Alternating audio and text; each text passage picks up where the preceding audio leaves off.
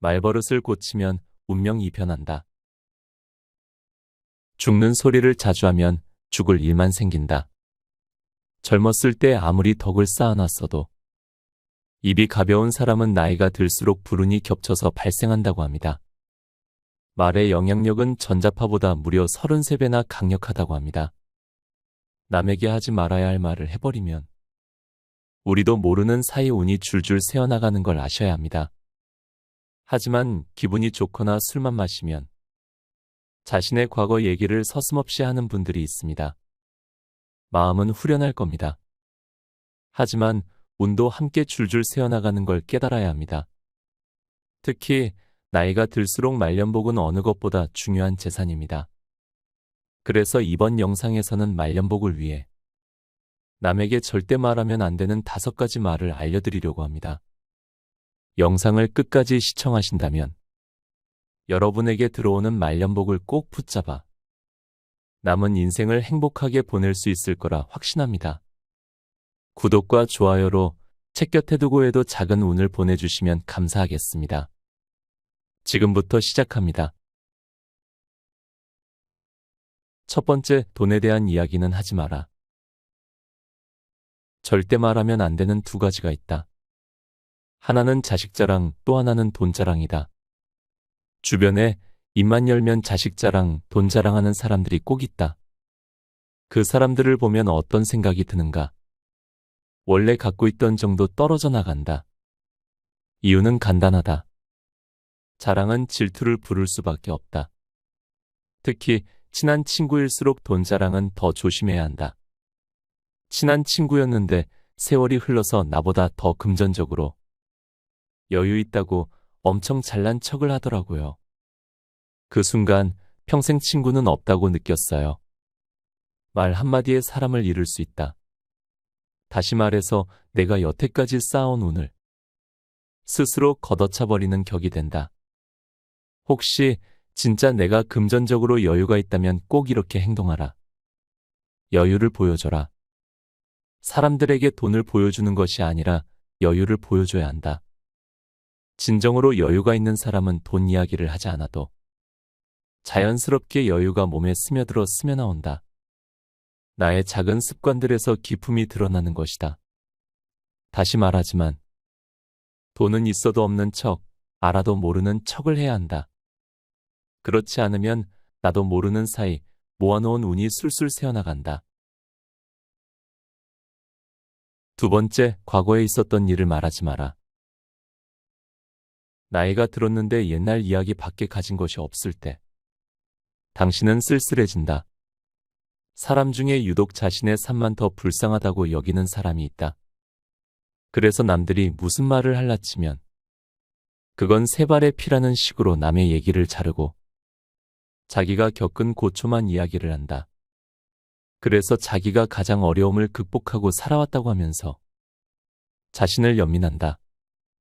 거기서 얘기가 마무리되면 그나마 다행인데 이런 사람 대부분은 자기의 연민을 무기로 삼아 상대를 겁박하기도 한다. 자기만한 아픔이 또 어디 있냐며 연민을 장사하듯 내두르는 것이다. 보기 민망하다. 남보다 더 어려운 역경을 딛고 살았으면 그것으로 됐다. 그것을 마치 무슨 훈장이라도 되는 양버젓이 내걸고 상대를 오히려 약자로 취급하려는 모양새는 썩 보기 안 좋다. 사람은 나름대로의 생이 있다. 같은 조건이나 같은 환경으로 살지 못하기 때문에 삶은 그 다양성만큼이나 개별적인 차이를 갖는다. 그런데 자기만이 최고의 아픔이고 역전의 용사인 척 행세하는 것은 꼴불견이다. 자신은 한없이 이해받아야 하고 자신은 누구보다 위로의 대상이라고 여기는 것도 자만의 일종이다. 특별함은 누구에게나 있는 것이지 자기만의 전유물이 아니다. 그럼에도 자기의 연민에 쌓여서 남이 겪은 고통은 하찮게 생각하는 것이 안타깝다. 그런 사람은 보기보다 자기 주장이 강하다. 고집이 세며 자기 연민을 그 어떤 자랑거리 이상으로 생각해서 남에게 정신적인 강요를 하는 것이다. 내가 이렇게 살아왔는데 나를 왜 대접하지 않느냐는 식이다. 마치 자신이 음치인 줄 모르고 합창을 하면서 괴성을 지르는 것과 같다. 자기 삶이 소중하고 아름답다면 타인의 생도 그러하리라 인정해야 한다. 나만 힘겹게 인생사를 살아왔다는 자부심 내지 연민을 가진다면 타인과 공동체 의식을 갖기가 수월치 않은 사람이다. 환경을 탓하기 전에 누구나 생에 부여받는 희로애락의 크기는 일정하다고 생각된다. 다만 그것을 어떻게 분배하고 살아가느냐가 인생의 관건이 되는 것일 테다.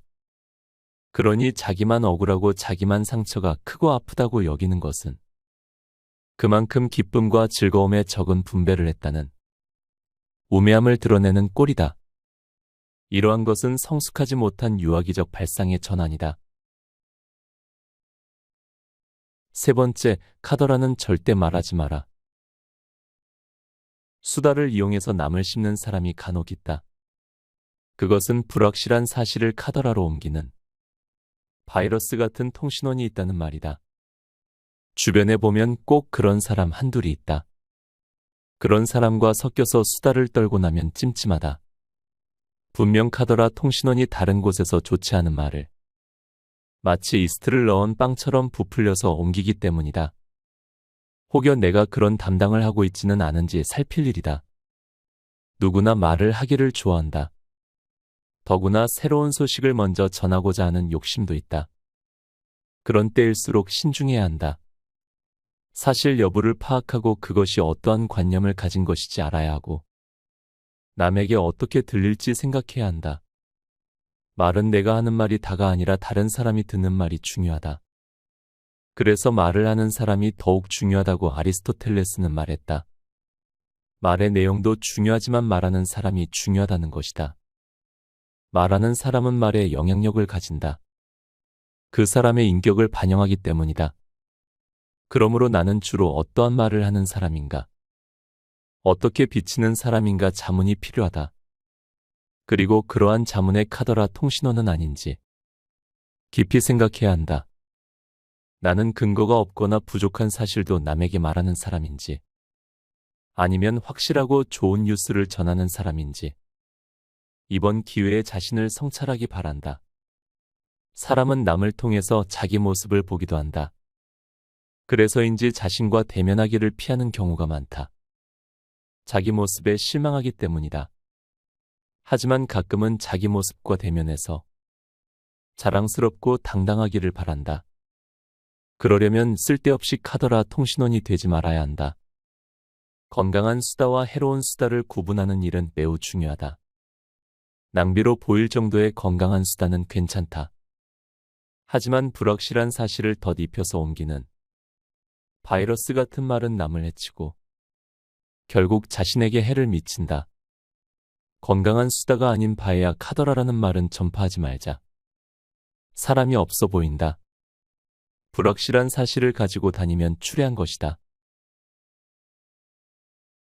네 번째, 걱정을 가장한 비난을 하지 마라. 우리 나이쯤 되면 노후 걱정을 화두로 내세울 때가 많다. 그러면 자기는 노후 걱정이 없다며 그런 걱정을 하는 사람을 무척이나 걱정해주는 척하면서 비난을 하는 경우다. 자기는 문제를 해결했으니 남의 문제에 대해서 연민을 갖는다는 식이다. 하지만 내가 보기엔 경제적 해결은 했는지 모르나 정신적 노후를 전혀 대비하지 못한 모습이다. 언제 철이 드나 할 정도로 말을 던져놓고 어떻게든 봉합하려고 아등바등하는 것을 보면 안타깝기 그지없다. 그리고 건강 문제에 관해서도 마찬가지다. 서로 어떤 식으로 건강을 유지하는지 설왕설래하는데 자기는 아무런 걱정 없이 건강하다고 한다.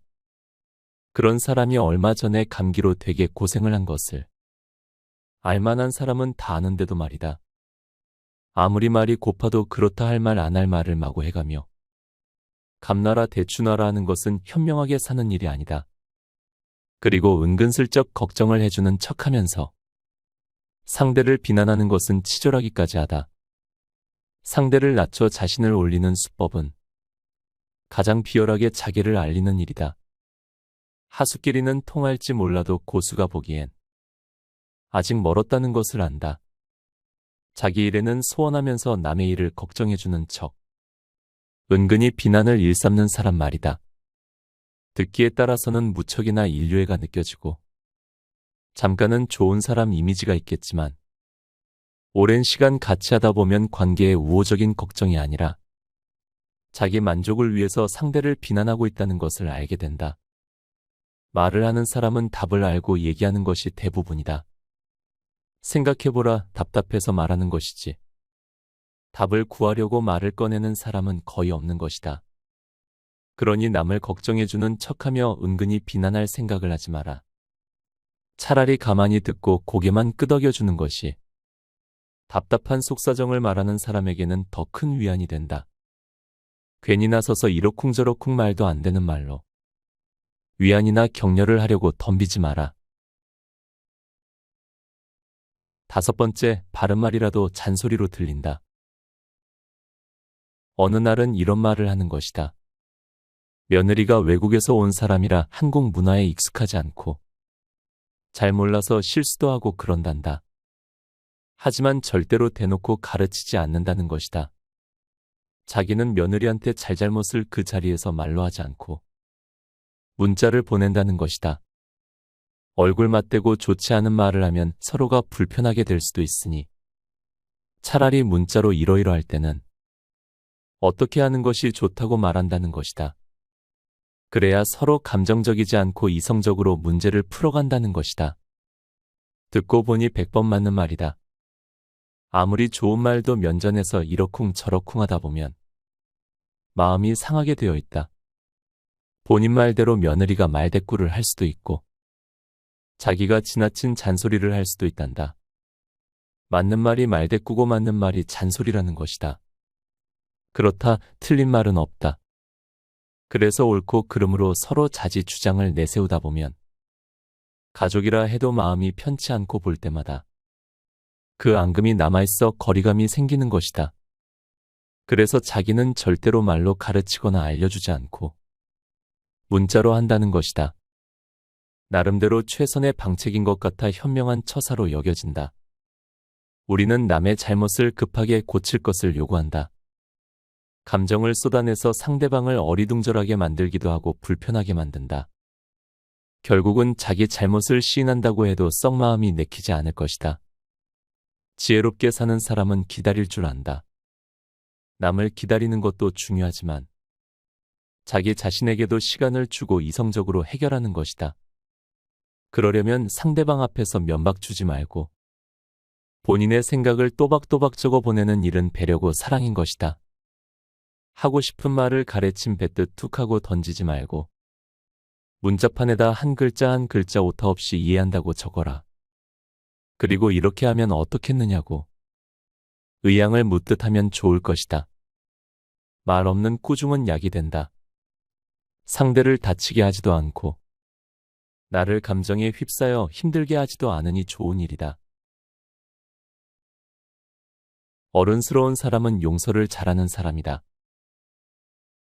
가끔 하는 말 중에 결과를 번복할 수 없다면 말하지 말아다.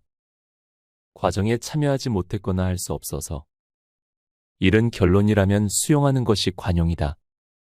시비를 가려서 화를 내거나 참지 못해 분노하면 관계의 끈이 자칫 끊어질 수 있다.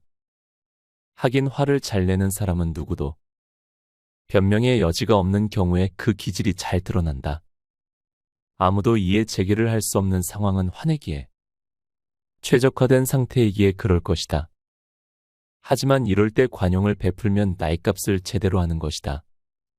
실수가 되었건 고의가 되었건 결과를 뒤집을 수 없다면 일러 무엇하리요. 다 소용없는 감정의 소모다. 나이 들어 쫀쫀하지 않게 툭툭 털고 다시 시작합시다라고 말하는 모습은 어른스럽다. 그렇지 못하고 일일이 따지고 묻고 하는 것은 좁쌀 영감으로 취급받기에 충분하다. 가령 화가 나는 상황이라면 나는 이런 식으로 화를 풀어낸다는 것을 사전에 매뉴얼로 마련해야 한다. 우선 화가 난 상태에서 벗어난다. 그러니까 화를 내게 되는 장소를 떠난다가 그 첫 번째이고 다음은 잠시만의 혼자인 시간을 갖는다. 그리고 심호흡으로 평정심을 되찾고 나서 그 화의 원인과 조우한다는 식으로 자기만의 화를 대처하는 매뉴얼을 가지고 있어야 한다. 그래서 욱 하는 감정으로 표현되는 그 어떤 후회할 일을 만들지 않는 것이 중요하다. 하지만 사람인지라 살다 보면 화도 내고 실수도 해서 후회도 하게 된다. 그래서 괴롭다. 미처 자신을 돌보지 않아 저지른 실수 앞에서 초라해지는 것이다. 그러니 나의 실수처럼 남도 그럴 것이라 여겨서 용서하고 화해를 하는 것이 바람직하다. 나는 그래도 실수를 덜하고 살았는데 남이 그러는 것은 추워도 용서할 수 없다고. 자신을 깐깐하게 만들지 말고 용서하라. 그리고 멋지게 화해하라. 3. 최고의 기술은 용서와 화해 아니겠는가? 자기 삶 앞에 떳떳한 사람이 얼마나 되겠는가? 과거로 돌아간다면 이때쯤에서 이런 선택을 할 것이다. 라는 미련이 왜 없겠는가? 그러다 보니 사는 게 허물이고 허점투성이다. 그래서 우리는 서로 용서하고 화해해야 한다. 내가 먼저 내미는 손이 멋진 것이다. 혹여 남이 손을 내밀면 두 눈 꾹 감고 잡아라. 그리고 나도 미안했다고 머리 숙여 말하라. 그러면 된다. 사는 게 뭐 있나? 원수처럼 치대고 살 것이 무엇이냐 말이다. 그 사람 저 사람 다 이유가 있고 사정이 있어 그런 것일 게다. 그러니 용서하고 화해하며 지내자. 고맙다고 말해줘서 고마워요. 놀라운 일이 아닐 수 없다.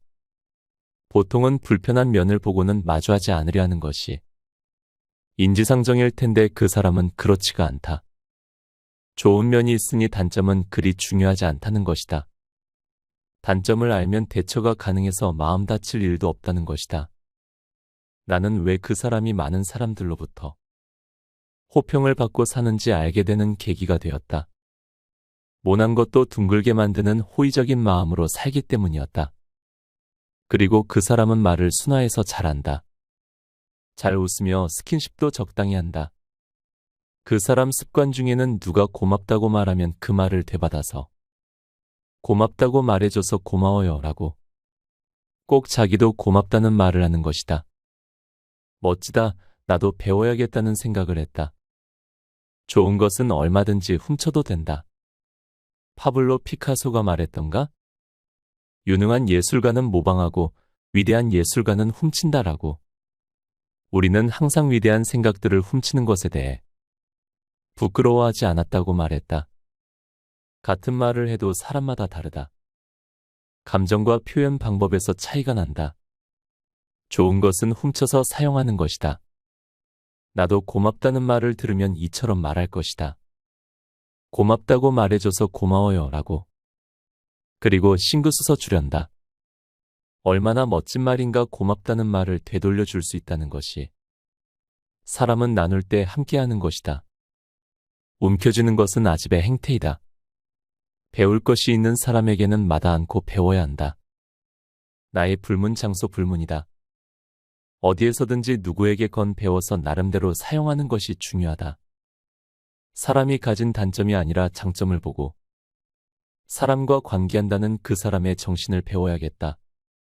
더구나 고맙다고 말해줘서 나도 고마워요 라고 말하는 습관도 멋지다. 훔쳐야겠다.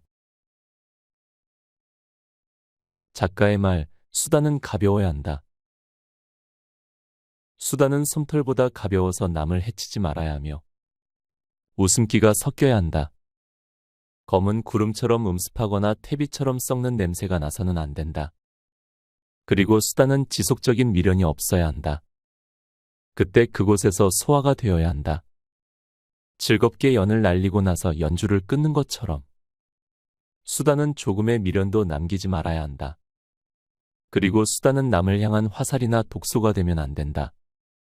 자신이 삼키든 남이 삼키든 순한 물처럼 싱거워야 수다다. 그런 수다는 정신의 보약이다. 마음의 진정제고 나와 남이 하나가 되는 일체의 끈이다. 책 곁에 두고의 짧은 생각. 말버릇이라는 것은 생각보다 우리 삶에 굉장히 큰 영향을 미칩니다. 우리가 어떤 말을 자주 하는지, 어떤 말을 선택하는지는 우리의 사고방식과 태도를 반영하기 때문입니다. 다시 말해, 우리의 말버릇은 우리의 삶의 방향을 결정하는 중요한 요소라고 할 수 있습니다. 그래서 말은 자신이건 남이건 함부로 하면 안 됩니다. 철학자 비트겐슈타인도 말에 대해서 이런 명언을 남겼습니다. 말할 수 있는 것은 분명하게 말하라. 그러나 말할 수 없는 것에 관해서는 침묵해야 한다. 다른 사람과 이야기를 하는 건 건강한 삶을 위해 필요한 부분입니다. 말할 수 있는 건 분명하게 말하는 게 좋습니다. 하지만 남에게 말할 수 없는 것에 대해서는 벙어리가 되어야 합니다. 그렇지 않으면 나에게서 사람들이 멀어질 것이고 그건 결국 다가오는 운도 나에게서 멀어지게 됩니다. 저는 그런 생각이 듭니다. 나이가 들수록 운이 좋은 사람은 확 티가 납니다. 왜냐하면 그 사람의 말에서 운을 느낄 수 있기 때문이죠. 여러분도 이번 영상을 통해 좋은 향기가 남는 시간이었기를 진심으로 바랍니다. 함께 해주셔서 감사합니다. 책, 넌 늙어봤냐 난 젊어봤다를 읽고